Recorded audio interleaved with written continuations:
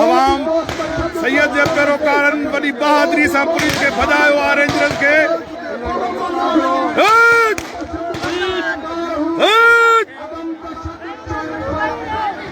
सैयद जे पैरोकारन खे जस हुजे, सैयद जे पांधीअड़नि दुश्मननि खे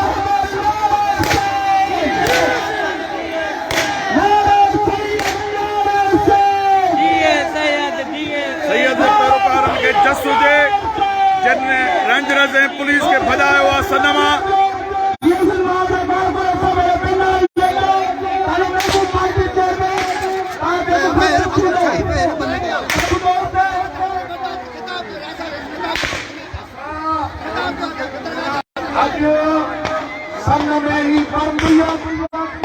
रेंजर्स फायरिंग करे रही है कि हथे खाली क़ौमी कारकुननि जे मथां ज़रदारी माफ़िया ऐं रियासती इदारा सरियाम गोलियूं हलाए रहिया आहिनि।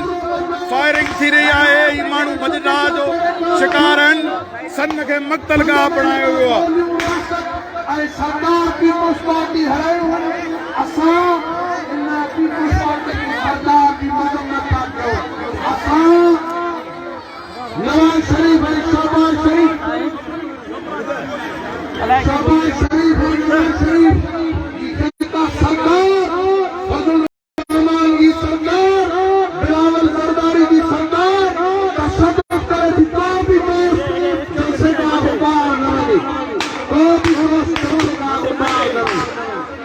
तव्हां ॾिसी सघो था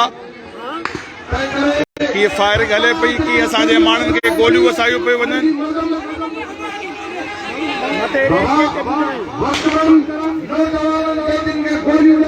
ॿिनि नौजवाननि खे गोलियूं लॻियूं आहिनि। ॿ नौजवान ज़ख़्मी थी विया आहिनि। GS महाज जा 2 कारकुन ज़ख़्मी थी विया आहिनि। उन्हनि खे गोलियूं लॻियूं आहिनि।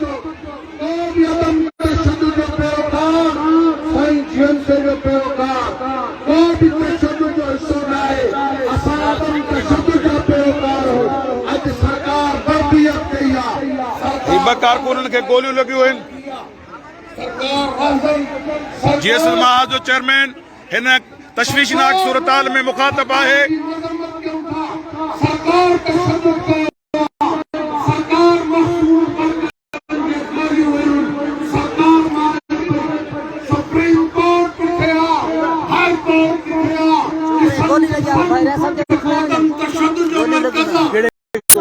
भले ॻाल्हाए वेठे साहब ॻाल्हाए वेठे।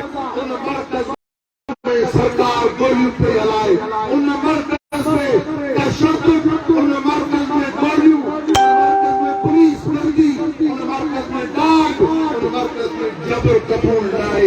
ही सिंधुनी पुरमन सियासत जो मर्कज़ आहे।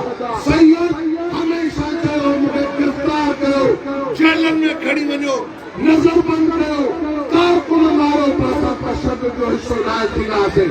असां तशद्दुद जो हिस्सो न आहियूं।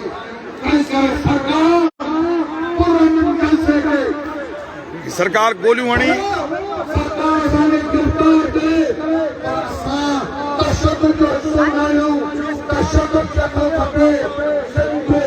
गोलियूं हलायूं रेंजर्स।